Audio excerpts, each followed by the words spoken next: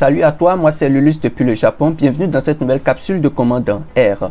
Aujourd'hui, on parle de R Markdown. Je vais t'introduire à R Markdown.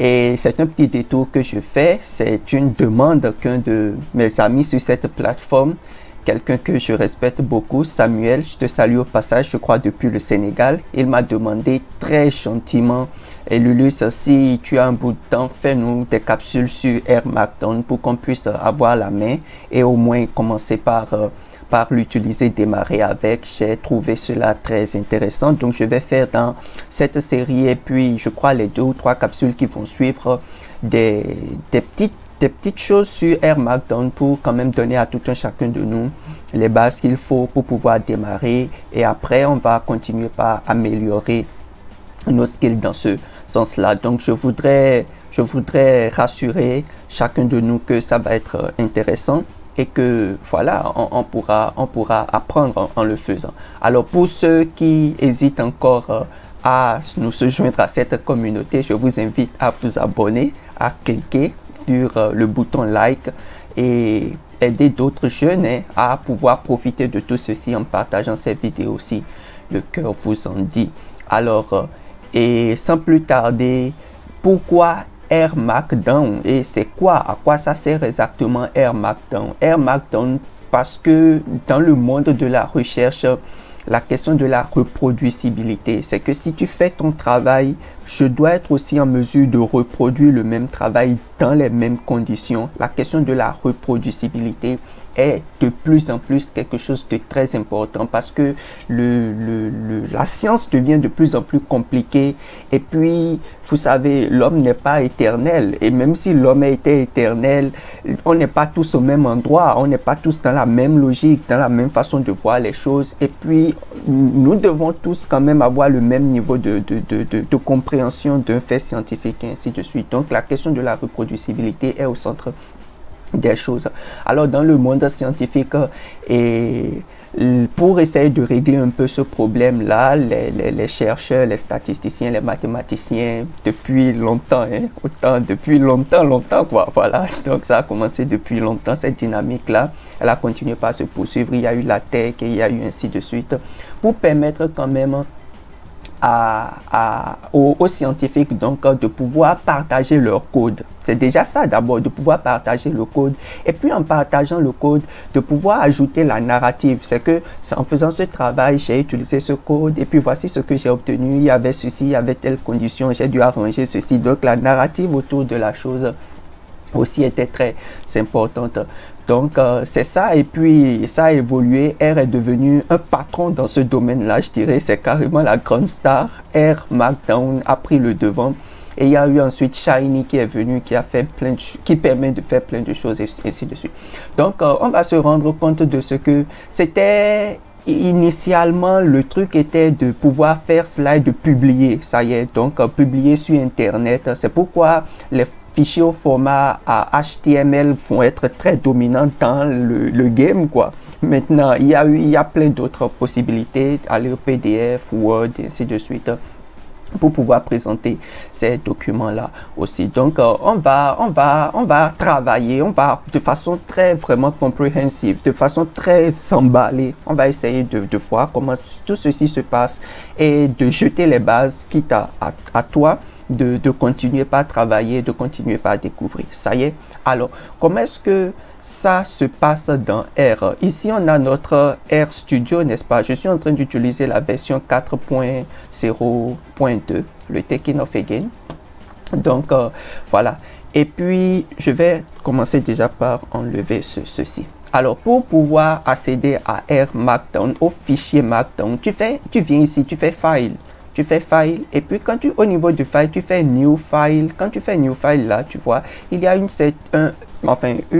liste d'options qui t'est proposée. Ici, tu vois, on a R Markdown. Ça y est. Donc, tu peux cliquer R Markdown et avoir cette fenêtre qui va s'ouvrir, qui va te permettre d'accéder à R Markdown. Ça, c'est une possibilité. Je vais faire Cancel, et puis on peut regarder aussi ici. En haut, ici, je te recommande définitivement d'utiliser R Studio.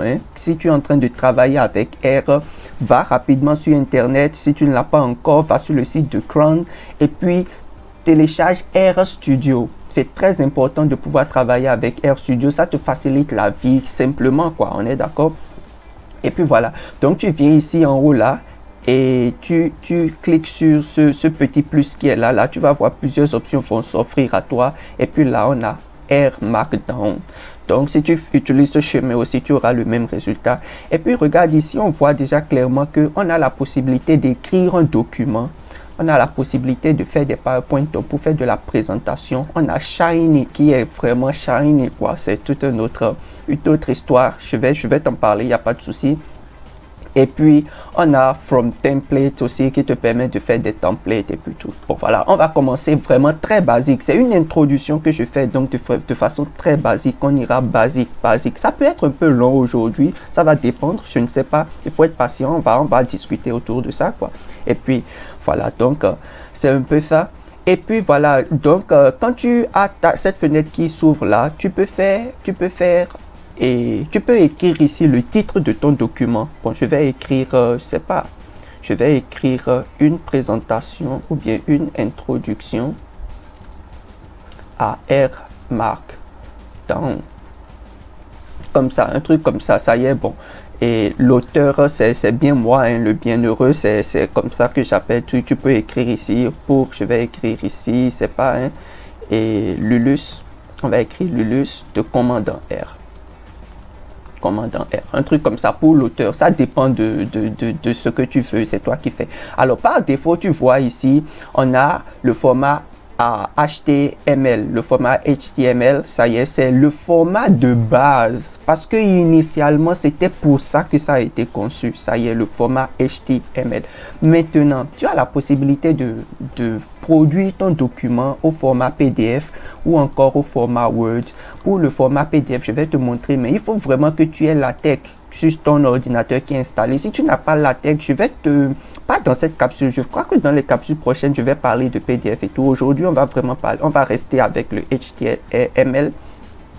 Mais je vais te montrer par la suite des petites astuces que tu peux utiliser rapidement. Si tu n'as pas encore LaTeX sur ton ordinateur, ou bien si tu ne sais pas utiliser LaTeX, comment tu peux faire pour rapidement intégrer cela et puis produire directement tes PDF en utilisant R Markdown. Est-ce que ça peut aller? Donc voilà, aujourd'hui, on va rester avec le HTML et on va faire OK. Voilà, donc quand tu fais OK, tu vois, ce qui va apparaître, c'est cette page là, comme quand on veut écrire notre script dans R de façon très basique. C'est ça qui va apparaître. Et puis, il y a déjà un peu comme une démo. C'est une présentation. Tu vois, le titre qu'on avait changé tout à l'heure, une introduction à R Markdown, c'est ça. On a l'auteur, bon, j'avais écrit juste dans R, la date d'aujourd'hui, c'est la date du système. Et puis, le output, ça c'est très important. Le output, c'est un HTML document. Donc, c'est ça qui est là. Si on voulait travailler avec un PDF, en son temps, je vais te montrer, hein, mais on aurait eu un truc du genre PDF document, ainsi de suite. Donc, ici, c'est un HTML document, ça peut aller. Et puis on a plein de choses ici qui sont très intéressantes. Néanmoins, on ne va pas les utiliser parce que c'est pas vraiment, c'est du crack, quoi. C'est pour nous introduire à ça. On va enlever cela. On va garder notre en-tête comme ça pour le moment. Ça y est. Et puis je voudrais te dire aussi quoi. Je voudrais te dire que voilà, c'est un peu à ça que ressemble l'environnement global. Il y a ici la commande Knit qui est une commande très importante qui va nous permettre de pouvoir, Knit en anglais en fait veut dire tricoter. Donc quand on va écrire notre Markdown, on va écrire nos codes et tout pour pouvoir faire apparaître, pour pouvoir produire le document, on va le tricoter en réalité et c'est avec Knit qu'on le fait. Bon, il y a en haut ici plus C qu'on utilise pour insérer les chunks. Enfin, les chunks, je vais te montrer de quoi il s'agit exactement là. C'est à l'intérieur des chunks qu'on met les codes pour pouvoir travailler. Je te montrerai de quoi il s'agit. Bon, alors, le plus basique truc qu'il faut vraiment savoir se trouve au niveau du help. Ça y est, au niveau du help, tu as Markdown Quick Reference.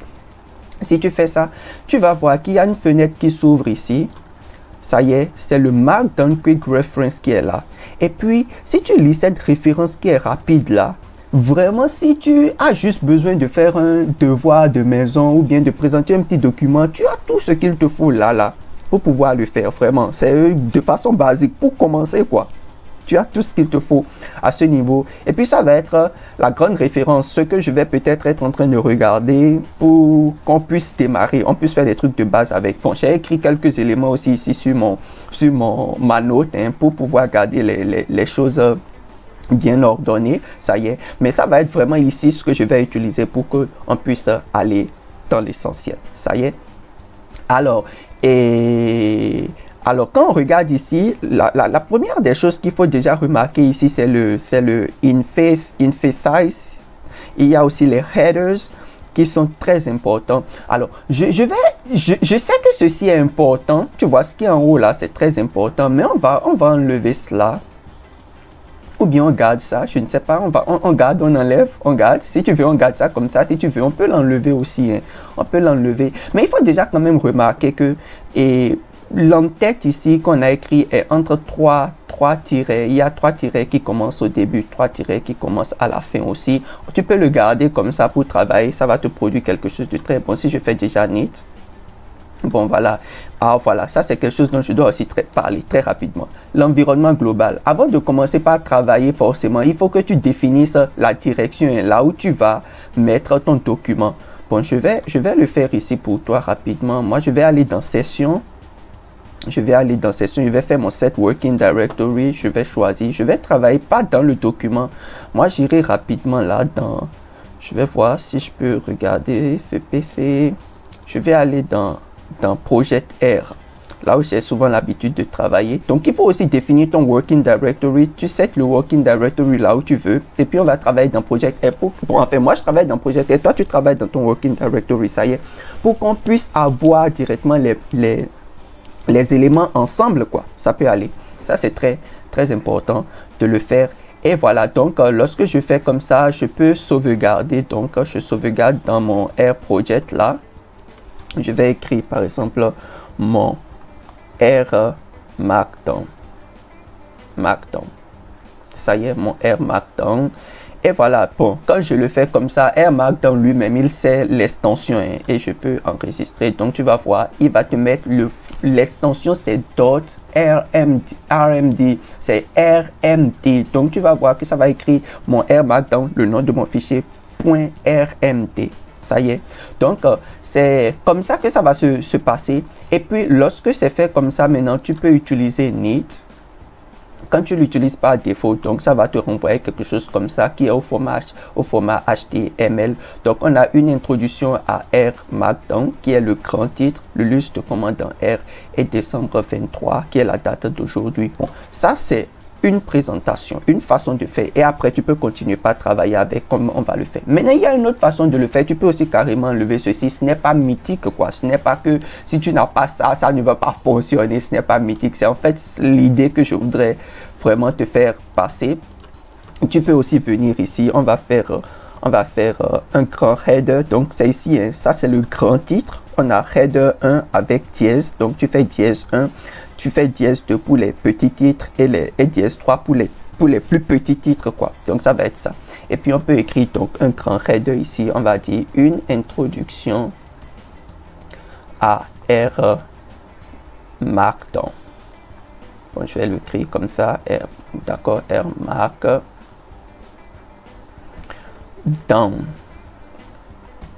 Une introduction à R Markdown, ça va être le grand titre. Bon, je vais mettre un sous-titre ici, ça va être pour mon ami Samuel. C'est un jeune homme que je trouve très engagé. Voilà, vraiment Samuel, merci beaucoup. Et donc ça c'est un deuxième header et puis on peut faire un troisième header ici, présenter c'est plus trop hein, par Lulus ou bien disons présenté par comment dans R, ça y est. Donc voilà, si on fait cela comme ça et puis je nique ce document là, enfin je le tricote. Tu vois, voilà comment ça va apparaître ici. Une introduction à R pour Samuel, mon ami, présenté par commandant R. Donc, tu vois un peu le grand titre qui est un peu plus gros que tout celui-ci, le second, et celui-ci qui qui est là tout petit. Maintenant, il y a d'autres façons de contrôler tout ceci hein, qui va bien se passer et il n'y a pas de souci avec ça. Ça y est. Alors, regarde, on a le interface qui nous dit ici qu'on a point italique, point et 2 points italiques et 2 points bold, 2 points. Enfin, c'est pour dire que si tu fais une étoile, entre 2 étoiles, tu écris quelque chose, le rendu sera en italique. Et si, pardon, quand une étoile au début, une étoile à la fin, tu vois ce que je suis en train de dire. Donc voilà, une étoile au début, une étoile à la fin. Si tu mets quelque chose à l'intérieur, le rendu sera en italique. 2 étoiles au début, 2 étoiles à la fin. Si tu mets quelque chose à l'intérieur, le rendu sera en bold. Ça y est. Donc on va faire quelque chose de très simple ici. Je vais mettre ici partie 1. Je vais peut-être faire un truc comme ça, partie 1. Donc tu vois, ça passe directement en vert.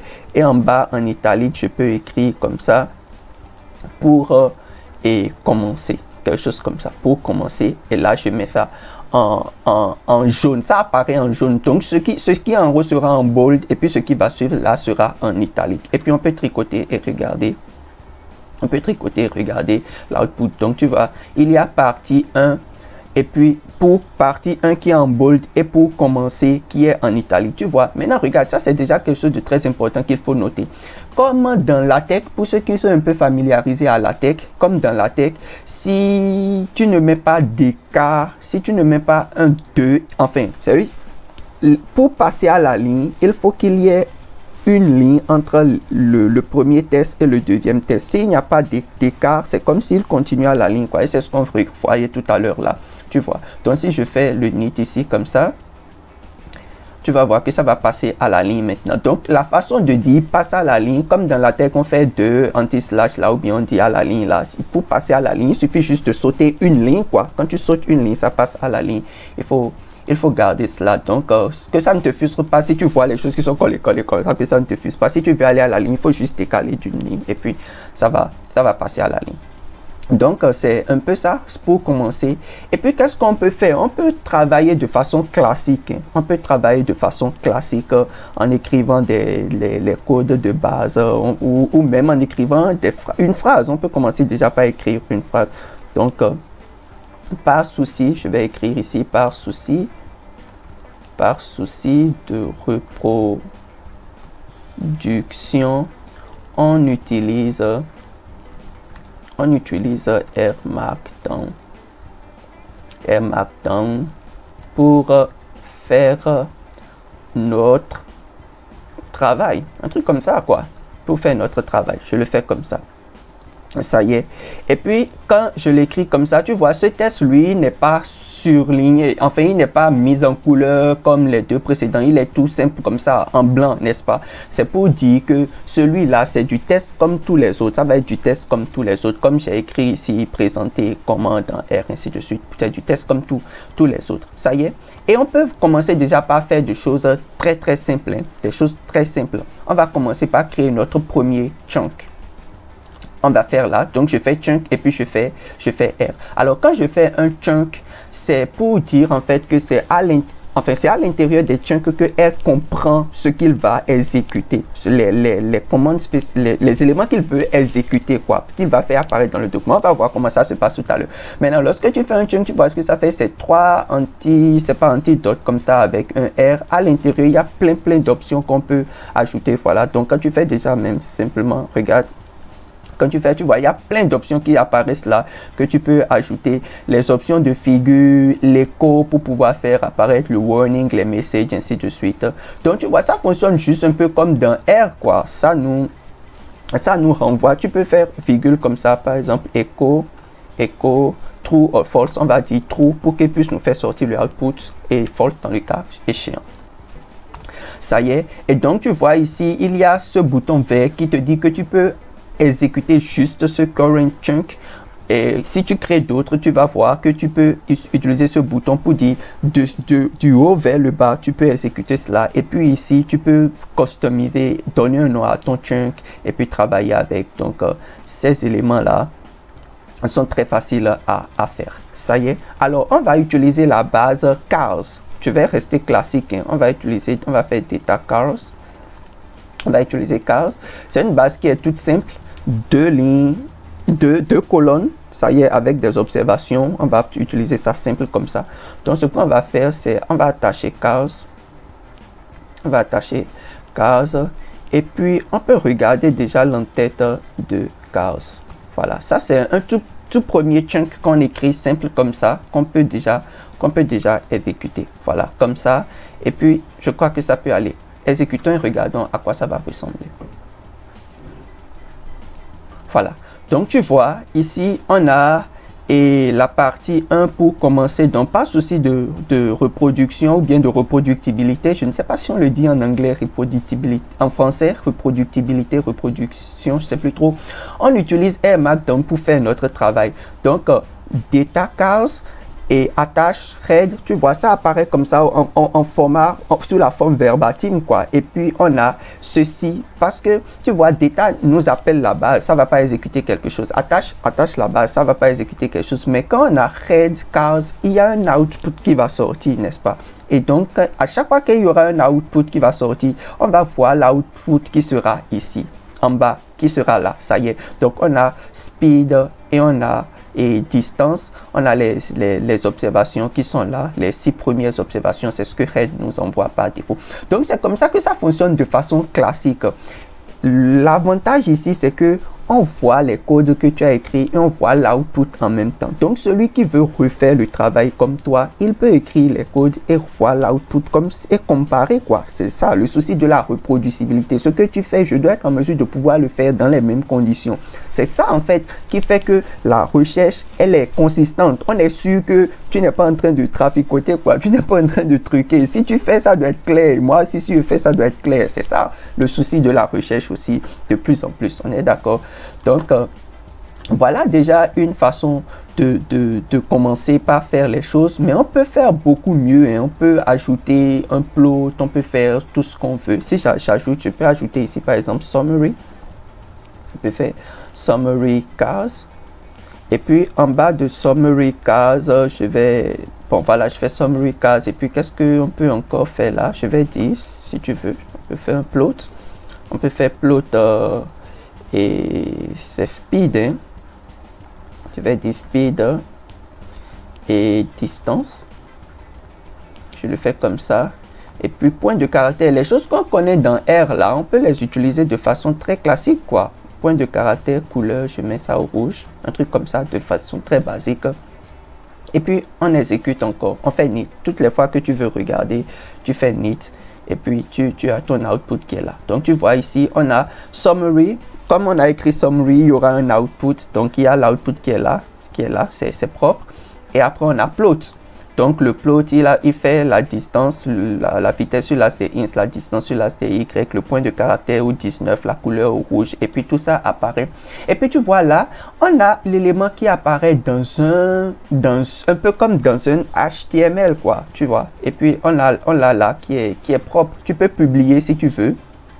Si tu es prêt à publier, tu peux publier. Tu fais publish. Et puis ça va se faire. Bon, je crois que oui, il y a des éléments qui manquent ici. Bon, c'est pas vraiment grave. Et puis c'est comme ça que ça se passe. Maintenant, ça c'est très important de le noter comme ça. On a vu italique, bold, ça y est. Bon, voilà, tu peux aussi faire le tiret de 8, hein, et le tiret de 8 ou bien 2 fois le tiret de 8 italique à l'intérieur, ça va apparaître comme ça. Et voilà, donc pour la liste des items, on vient de voir déjà quoi? On vient de voir, voilà, non, attention là, je vais voir. Voilà, donc on vient de voir les blocs de code, hein, la création des chunks R, et puis c'est comme ça que ça se passe ici. Voilà, je vais te montrer aussi le inline code. Les inlines sont très importants. Enfin, de quoi il s'agit? C'est que quand tu écris une phrase, généralement quand on travaille dans Word, là, on écrit une phrase, et après avoir écrit la phrase, qu'est-ce qu'on fait? On fait copier-coller, on copie le rendu par exemple de R et on va coller dans le document. Ça c'est pas bon, faut plus faire comme ça. Je vais te montrer comment tu vas faire. Je vais écrire par exemple, on va écrire la moyenne. On va écrire la moyenne de la variable je ne sais pas, speed est. Je peux faire un truc comme ça. La moyenne de la variable speed est, et dans notre variable speed là, on avait déjà, on sait on sait utiliser les codes R. Tu fais simplement ce signe là, c'est un peu comme l'apostrophe façon là, et tu écris R. Quand tu fais ça et tu refermes, tu vois ça devient, ça se surligne, n'est-ce pas? Et puis à l'intérieur là, c'est pour dire que c'est un R code que je veux passer. C'est quand tu lui écris ça comme ça, c'est pour tu lui entres et dire que c'est un R code que je veux passer. Et tu peux maintenant mettre un code comme tu veux, la variance, la moyenne, ce que tu veux, je sais pas, le nombre de lignes, ainsi de suite. Et tu vas voir comment ça va apparaître. Donc on va écrire min speed. Est-ce que c'est S minuscule? Voilà. Donc, min speed, on peut l'écrire comme ça à l'intérieur. Tu vois, ça apparaît. Et on va exécuter. On peut faire ça. Voilà. Et tu vas voir comment ça va apparaître ici en bas. Tu vois, la moyenne de la variable speed est 15,4. Tu vois. Donc, ça apparaît clairement. Ce n'est pas que tu as écrit moyenne et après tu as copié et tu as collé là. C'est pas ça. Ça y est. Ça s'écrit automatiquement, ça limite l'erreur, c'est précis, on sait de quoi il s'agit. Donc, quand tu veux écrire ces valeurs comme ça, là, on appelle ça les inline. C'est dans une ligne qu'on a mis ça, les inline. Donc, tu fais R, tu fais le tiret là, je ne sais pas trop comment on va appeler ça, qui met et à 100 renversé, je ne sais pas comment on va l'appeler, je sais pas. Tu fais R, tu fais min, tu fais speed, ou bien variable, ou bien n'importe quoi, ce que tu veux. Ça y est, mais ça va être un code pour t'envoyer un inline. Et ça se passe très bien. Tu aurais pu écrire nrow, ncall, ce que tu veux, variance, écart type, n'importe quoi, tu écris. Comme j'avais parlé de moyenne ici, on va faire ça pour par souci de consistance. Donc voilà comment tu peux utiliser ces éléments. Tu peux utiliser ces éléments là. Alors, qu'est-ce que je voudrais aussi te montrer? Il y a le fait que lorsque donc tu fais ton truc, ta présentation comme ça se passe bien. Il y a le fait que parfois tu as envie d'utiliser des caractères qui sont spéciaux. Donc je vais dire par exemple que et la formule, je vais écrire ici la formule chimique de l'eau est H2O, n'est-ce pas? La formule chimique de l'eau est H2O. Je vais écrire un truc du genre H2O. Comment je fais H2O? Ça y est. Comment je fais pour écrire H2O pour que ce soit clean dans mon document? Comment je fais pour le faire? C'est très simple. Tu écris H et puis tu fais tilde. Donc tu fais tilde, tu écris 2. Et puis en écrivant le chiffre comme ça au milieu des tildes, ça le renvoie en bas. Donc ça va faire H2, ça renvoie en bas, ça y est. Et puis tu peux écrire maintenant ton O qui est là. Et puis on va aller à la ligne, on va faire la même chose. Hein. On va dire, c'est la formule, hein, c'est pas le formule. La formule, on va écrire la formule. Je ne sais pas trop, hein, la formule chimique, que mes amis de la physique chimie me pardonnent si je suis en train de mal dire les choses, hein, mais je crois qu'on dit bien formule chimique. La formule chimique du cuivre. La formule chimique du cuivre est, voilà, donc c'est CU2, n'est-ce pas? On dit CU2, un truc comme ça. C'est plus, pardonnez-moi mes amis de la physique chimie si je suis en train si je suis en train de maltraiter votre discipline, pardonnez-moi, mais c'est quelque chose du genre que je crois. Hein. Allez, donc pour mettre à l'exposant, on fait chapeau. C'est ce que je voudrais te montrer. Donc on va faire CU. Donc là tu fais le chapeau. Ça va être 2 et tu refermes avec le chapeau pour que ça puisse le passer à l'exposant. Ça y est. Donc, et puis on peut faire le nid et regarder. On peut faire le nid et regarder. Donc, tu vois, la formule chimique de l'eau, c'est H2O. Donc, le tilde fait que le 2 va en bas et puis le O, enfin, ça l'écrit correctement, quoi. Et la formule chimique donc du cuivre, c'est CU2. Donc quand tu veux envoyer à l'exposant, tu utilises chapeau. Quand tu veux envoyer en bas, tu utilises tilde. Ça peut aller. Donc ça aussi, c'est une belle astuce qu'il faut comprendre, qu'il faut savoir. C'est très important de le souligner. Maintenant, et il y a aussi le fait que quand tu es en train d'écrire ton document, tu peux vouloir mettre, je ne sais pas, tu peux vouloir mettre des points, tu peux mettre des points. Par exemple, on va écrire dans la partie 2, on va faire partie 2. Donc, on comprend déjà un peu le système. Je vais faire partie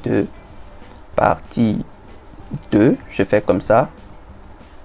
Je le mets en bold et puis je vais faire, je vais dire pour gérer les points, pour gérer les boulettes, c'est comme ça on appelle ça en anglais, je ne sais pas si les boulettes, oui, on fait comme ceci, on fait comme ceci,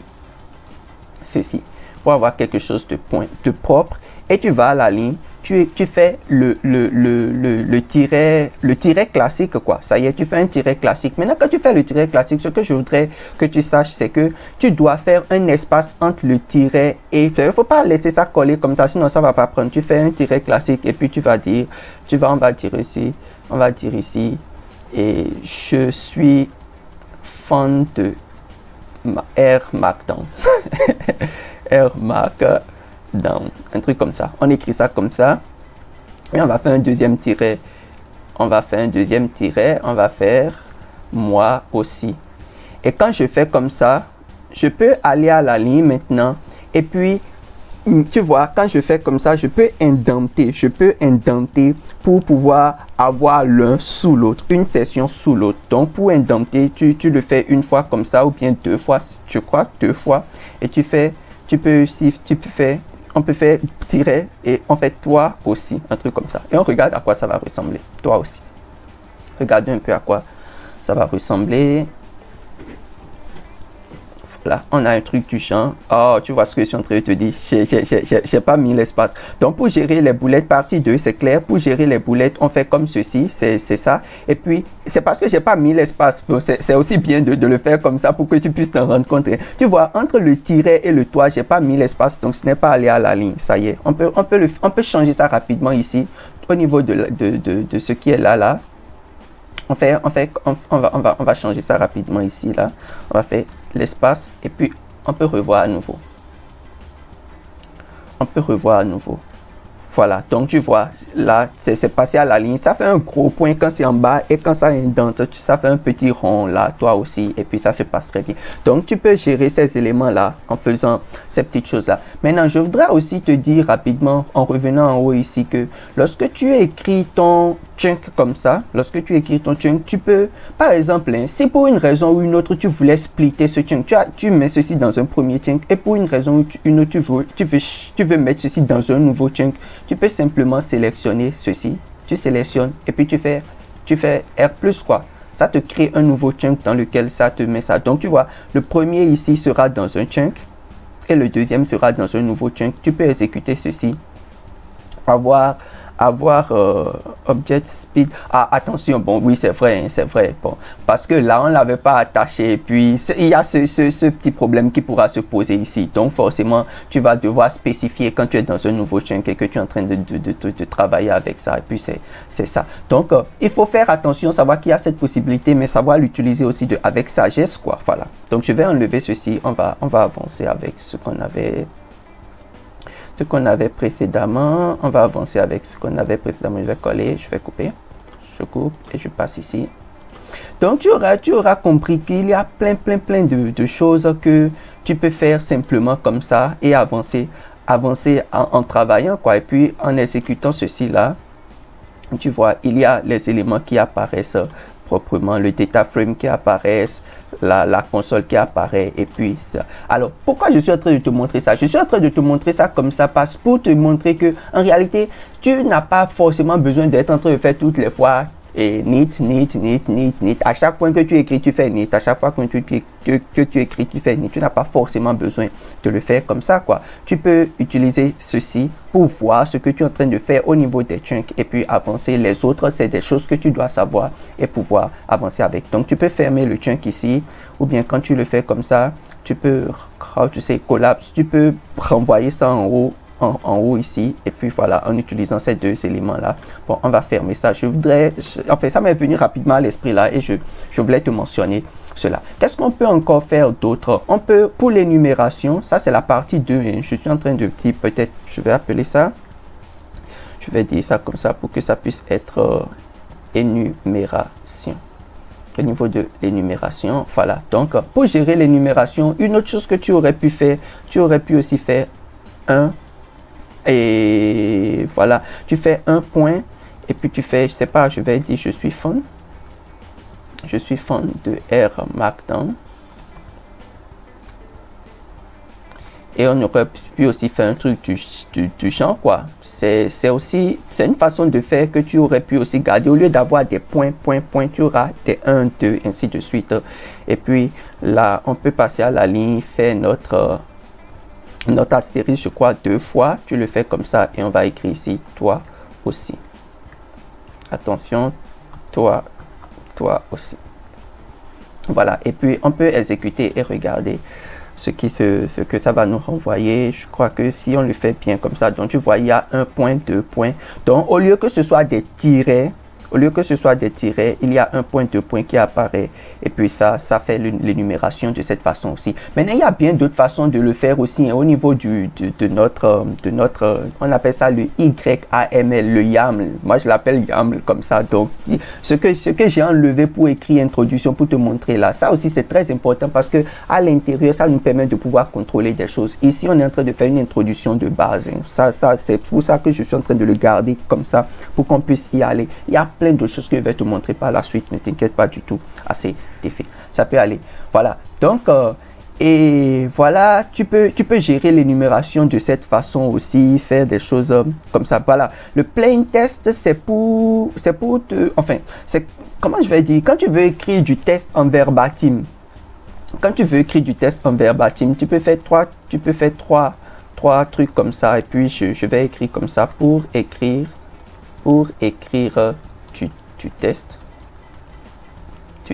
en verbatim. Si pour une raison ou une autre tu as envie de mettre le test en verbatim, tu fais comme ça, tu fais ces éléments là comme ça et puis tu exécutes. Il faut faire les trois guillemets là, anti-guillemets là, tu le fais au début et à la fin et puis tu exécutes. Tu vas voir que le test va apparaître en verbatim de façon très propre. Voilà, donc pour écrire du test en verbatim, tu vois, c'est là, ça apparaît de façon très propre et ça te permet de pouvoir travailler avec ça. Je voulais mentionner cela. Et puis comment tu fais aussi pour écrire de la cotation? Comment tu fais pour écrire de la cotation? Là, c'est très simple. Tu fais ceci là, tu fais le signe de supérieur et quand tu mets ta guillemets, tu écris ce que tu veux à l'intérieur pour travailler avec R, virgule. Il faut avoir beaucoup de patience et faire, je ne sais pas beaucoup, et faire beaucoup de pratique. Beaucoup de pratique. Ça y est. Et puis ça là, qui a dit ça, c'est Lulus qui a dit ça. Donc, tu vois, quand j'ai fini comme ça, je mets le signe de supérieur, en guillemets, je mets ce que je fais, c'est en vert là, je fais encore un guillemet comme ça pour, je sais pas, écarter un peu. Je peux faire encore un autre guillemet si tu veux, je le fais comme ça. Et puis là, c'est du test que je vais insérer, donc je vais faire 3 tirets comme ça et je vais dire que ça c'est Lulus qui l'a dit. Et quand je le fais comme ça, tu vas voir que ça va faire une cotation qui est propre et on pourra la voir de l'autre côté. Donc je fais neat. Et c'est comme ça que tu insères les cotations. Donc si dans ton test, par exemple, tu es en train de travailler, voilà, tu vois, ça apparaît là, il y a le tiret qui est là, ça y est, qui est propre. Pour travailler avec R, il faut avoir beaucoup de patience et faire beaucoup de pratique. Voilà, Lulus, on va écrire ici, il faut avoir beaucoup de patience, et faire beaucoup de pratique, quoi, voilà. Et ça apparaît, c'est une cotation. C'est comme ça que tu gères et ça va apparaître en guillemets proprement et slaughter en bas et tu vas voir que ça fait cette barre là.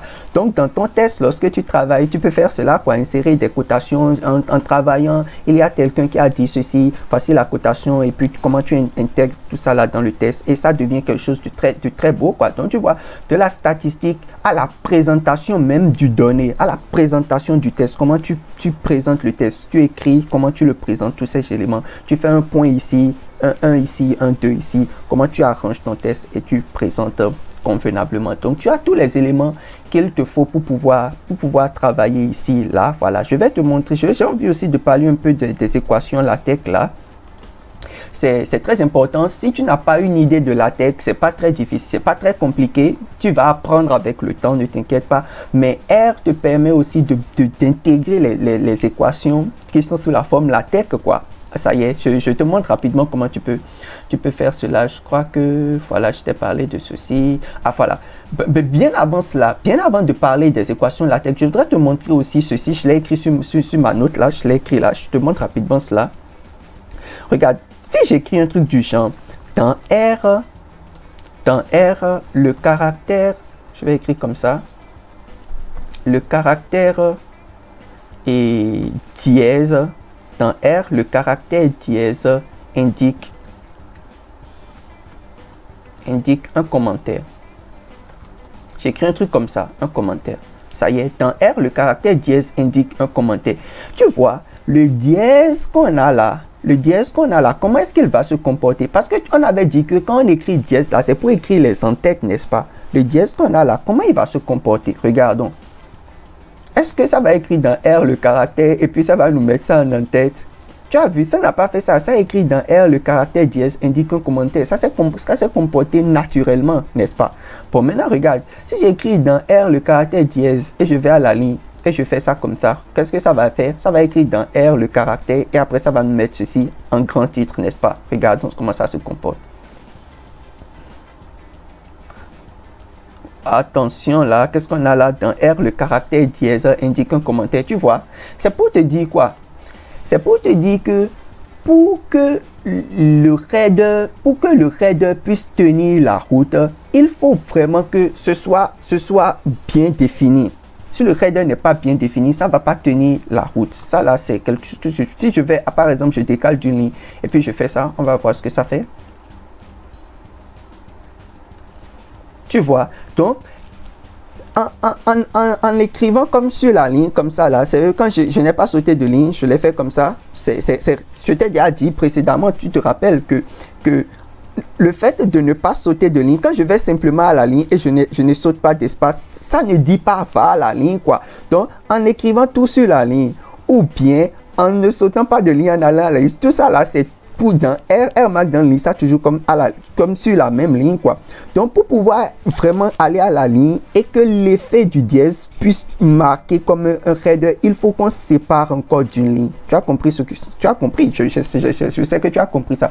Donc, il y a ces petites choses-là qu'il faut vraiment comprendre. Si tu ne fais pas ça, tu auras de vilaines choses qui vont se passer dans ton test. Ça peut te frustrer. Tu vas croire que c'est quelque chose qui se passe pas. C'est vraiment pas quelque chose de mauvais qui se passe. Je te montre notre deuxième petit exemple. Si j'écris par exemple le résultat de, et je ne sais pas, 5 moins 3 est 2. J'écris un truc du genre et on exécute. Regarde. On exécute, ça va nous faire ça. Regarde, le résultat de 5 moins 3 est 2. Ça apparaît clairement, n'est-ce pas? Maintenant, si je vais à la ligne, je fais la même chose avec boulette. Je fais 5 moins 3. Le résultat de 5 moins 3 est 2. Tu aurais dû t'imaginer, maintenant ça va rester sur la même ligne, n'est-ce pas? Voilà, le résultat de 5 moins 3 est 2. Ça va nous donner le même résultat sur la même ligne. Maintenant, pour que je puisse avoir ceci comme un boulet, si je saute encore une ligne, tu vas voir, on aura le résultat est et 5 moins 3. Le résultat est 5 normalement et moins 3 est 2. Là, je voulais avoir un boulet. Je sais ce qui est en train de se passer ici. C'est parce qu'il n'y a pas d'espace en réalité entre le 3 et le boulet. Maintenant, si on exécute à nouveau. Voilà, tu vois, le résultat est 5 et on a 3 et 2. Un truc comme ça qui apparaît. Donc, c'est de petites choses comme ça qu'il faut savoir. Il faut le savoir, il faut avoir vu ça une fois pour comprendre un peu comment ça se passe. Et puis voilà, tu prends la main et puis ça avance naturellement. Ça peut aller. Donc ça va être 2. Donc ça c'est la partie 2, hein, c'est la partie 2. Et puis on va faire une petite partie 3 aussi, je crois. Et après on va s'arrêter là pour aujourd'hui. Je vais faire une petite partie 3. Partie 3. Ça y est, une petite partie 3 où on va parler un peu des équations, comment ça se passe dans R. Donc, je suppose que, et on va écrire un truc du genre, soit le polynôme, ça y est, le polynôme 2 points, comme notre professeur l'écrit, les professeurs l'écrivent souvent, c'est ça, non? Soit le polynôme 2 points, et on va à la ligne, et on va, bon, 2 points, on va écrire comme ça. Je vais faire, bon, je fais d'abord une fois, on va écrire ins à la puissance 2. Je ne sais pas, ins au carré, ça c'est la tech, hein, plus ins plus 1 est égal. Bon, on va dire soit l'équation. Bon, d'accord, si tu veux, je vais écrire l'équation. C'est beaucoup plus complet. Soit l'équation. Ça y est. Et on va écrire égal à 0. C'est plus complet que le polynôme. Égal à 0. Et on va faire dièse. Voilà. Donc, si je fais comme ça, une fois dièse, c'est ce qui se passe. Là, je vais mettre un peu d'espace ici. Et voilà. Donc, tu vois, on a ins au carré plus ins plus 1 qui apparaît. R Markdown nous montre déjà le output avant que ça, on y aille quoi, avant qu'on y aille. Et on a ça qui apparaît comme ça. Et ça va être sur la même ligne. Ça va être sur la même ligne. Donc, quand tu écris dièse une fois, le signe de dollar, pas dièse, pardon, le signe de dollar une fois comme ça. Et à l'intérieur, tu mets ça. C'est ça ce qu'il est en train d'écrire ici. Il dit que c'est du inline equation. Donc, c'est comme si on a la ligne comme ça. Et puis ça vient dedans. Je te montre. Exécutons. Et tu vas voir comment ça se passe. Ça va rester sur la même ligne, quoi. Voilà. Donc, soit l'équation, attention, qu'est-ce qui ne va pas là? Qu'est-ce qui ne va pas? Ah oui, j'ai mis de l'espace. Apparemment, là, on ne met pas de l'espace. Voilà. Quand on est en train d'exécuter, on ne met pas de l'espace. C'est des petites choses qu'il faut savoir, hein, voilà. Donc, ça apparaît ici. Donc, soit l'équation ins au carré plus ins plus 1 est égal à 0. L'équation apparaît proprement. On est d'accord? Maintenant, et il ne faut pas mettre de l'espace ici. Si j'avais mis 2 fois dièse et 2 fois le signe de dollar, l'équation ne sera plus inline, quoi. Ça va être à la ligne. Donc, ça va faire un display. C'est ce qui apparaît ici, tu vois. Ça fait du display. Donc, on aura soit l'équation et on aura l'équation même qui va aller à la ligne. Donc, regardons un peu. Voilà. Donc, on a soit l'équation, partie 3, soit l'équation ins au carré plus ins est égal à 0. On peut maintenant, lorsqu'on l'a écrit comme ça, on peut rabattre ceci. On peut écrire ce que notre professeur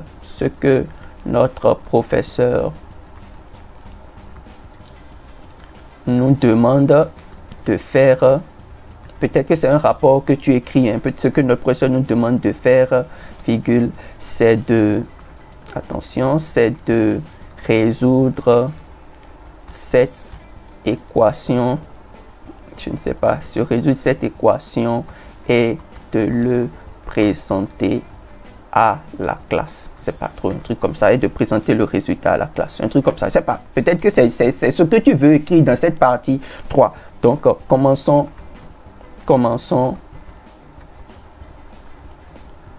par résoudre cette équation. Un truc comme ça, tu veux, c'est un rapport que tu écris et tu veux maintenant faire les choses par la suite, quoi. Donc, tu l'écris comme ça et puis tu vas voir que ça va apparaître très proprement, quoi. Ça va apparaître très proprement. Donc, tu vois, partie 3, soit l'équation ins au carré plus ins plus 1 est égal à 0. Ce que notre professeur nous demande de faire, c'est de résoudre cette équation et de le présenter à la classe. Commençons par faire truc. Et puis, donc, ça se fait très proprement, tu vois. Et tu peux écrire ton résultat. Et quand tu écris ton résultat, une autre personne aussi peut l'exploiter, ainsi de suite. Il y a plein d'autres choses qu'on pourra faire avec les équations, hein, et puis travailler avec cela. Bon, alors, je vais faire une dernière chose ici. Je l'ai écrit sur mon brouillon ici, je ne sais pas s'il faut... Ah oui, je vais le faire dans une partie 4. Je vais le faire dans une partie 4 pour toi et peut-être que ça va être la dernière partie. Je vais le faire pour que ce soit vraiment complet pour aujourd'hui. Je vais le faire dans une partie 4. Si tu veux présenter plusieurs figures sur un même graphe, ça y est, tu as fait plusieurs figures et tu veux mettre l'un à côté de l'autre ou bien faire comme ça, si tu veux le présenter sur un même graphe. Comment tu fais ça? C'est ce que je vais te montrer dans cette partie. Je crois qu'on va s'arrêter là. Donc, ce qu'on va faire, on va créer un chunk. On va créer un chunk tout simplement. Et puis, on va aller à la ligne. On va écrire, bon, je vais d'abord faire ceci. On va aller à la ligne. On va utiliser, on peut faire, comme on est en train de travailler avec car, on peut faire, je vais faire, c'est pas par marge. Je vais mettre la marge Attention là, je vais le mettre à 4. Bon, par défaut, hein, ça fait 4, 4, 0,2, 0,1, d'accord? Et quand je le fais comme ça, qu'est-ce que je peux aussi faire? Je peux faire plot, d'accord? Je fais plot cause. Non, je vais faire speed. Regardons case, point de caractère. Je sais plus trop ce que j'écrivais en le disant, en l'écrivant comme ça sur mon brouillon. Je me rappelle plus vraiment. Regardons ce que ça donne. Regardons, ça fait. Et puis point de caractère, ça fait 17. Voilà. Donc, lorsqu'on fait comme ça, je peux exécuter dans ce chunk là. Regardez ce que ça fait là. Ah, je vois. Je vois. Il a pris speed de distance. Bon, je vois. D'accord, d'accord. Donc, c'est des bases de données. Je crois que c'est un exemple en travaillant, en préparant. C'est un exemple que j'ai écrit comme ça pour pouvoir faire les trucs. Je me rappelle maintenant de ce que je faisais. Bon, d'accord. C'est pas grave. Donc, regardez. De toute façon, je suppose qu'on a ces deux plots qu'on veut mettre côte à côte. Bon, j'ai envie de changer ça. Je me rappelle de ce que je faisais. Ce qu'on va faire, c'est ceci. On va faire speed. On va faire speed distance. Ça y est, on fait point de caractère à 19. Et on va voir, par exemple, si on avait fait distance speed. Distance speed. Ça y est, je suppose que c'est les deux graphes qu'on veut présenter. Je suppose, on met sur là c'était in speed et on met sur là c'était y distance. Et après on fait l'inverse. Et on veut regarder sur un même graphe, côte à côte comme ça, comment les deux vont se comporter dans le sens inverse. Supposons qu'on fasse ça pour du fond. Ça y est, on met la couleur à rouge pour dans le deuxième cas, c'est pas. Et on met la couleur, mettons la couleur au bleu dans le premier cas. Ça y est, on fait bleu. Ça y est, bon, pour du fond, hein, pour du fond. Faisons ça pour du fond. Et regardons à quoi ça ressemble. Donc, tu vois, on a quelque chose comme ça qui est là. Et on a envie maintenant de faire, je vais à la ligne, je fais du knit. Je vais faire du knit. Et on a envie que, tu vois comment ça apparaît là? Le premier plot, on a par match, là c'est bien fait. On a le premier plot qui apparaît, le deuxième plot qui apparaît. C'est pas ce que je veux. On veut que ce soit côte à côte. Voilà, on veut que ce soit côte à côte. Alors, comment on fait pour gérer cela? Je te montre rapidement là. C'est au niveau du chunk que tu viens en haut ici. Et puis tu fais fig show. Voilà. Au niveau de fig show, tu fais hold. Hold, c'est quand tu fais fig show là, tu as plusieurs options qui apparaissent. Il y a assist, hold, animate, hide. C'est hold qu'il faut faire pour pouvoir mettre côte à côte quoi. C'est ça que je voulais te montrer. Je crois que ça va être très utile quand tu seras en train de travailler. Il faut faire hold. Et puis au niveau du out width, la façon dont ce sera grand, on va utiliser, je sais pas, on va dire 50% ou 40%. On va dire, disons 50% ou 40%. Ce qu'il faut garder ici, c'est que tu dois mettre ça entre guillemets, comme si tu voulais écrire des caractères, quoi. Donc, on peut faire ici un truc du genre 50%, je sais pas, et puis on exécute.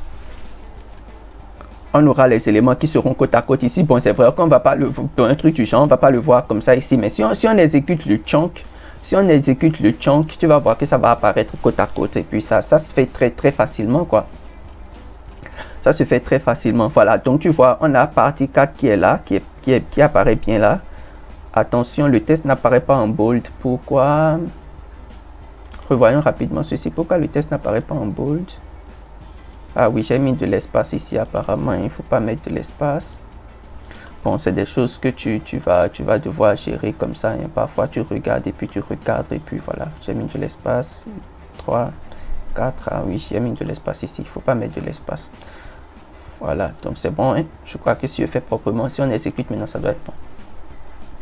Donc, et puis tu fais ton document, quoi, et puis tu travailles avec proprement, voilà, partie 3, partie 4, et puis c'est bien fait là. Donc voilà, donc quand tu mets ces options-là au niveau du chunk, ça te met les graphes à côté comme ça. Donc tu vois, on a la speed, distance, speed et distance, speed. Donc tu vois, on a un truc qui est un peu comme montant et puis c'est ça. Donc ça te permet de voir les deux éléments côte à côte de cette façon-là. Et puis tu peux changer ça encore ici. Hein. Tu peux mettre à 40, le faire un peu plus petit. Et tu peux aussi contrôler, je crois, tu peux aussi contrôler la hauteur. Tu peux faire figure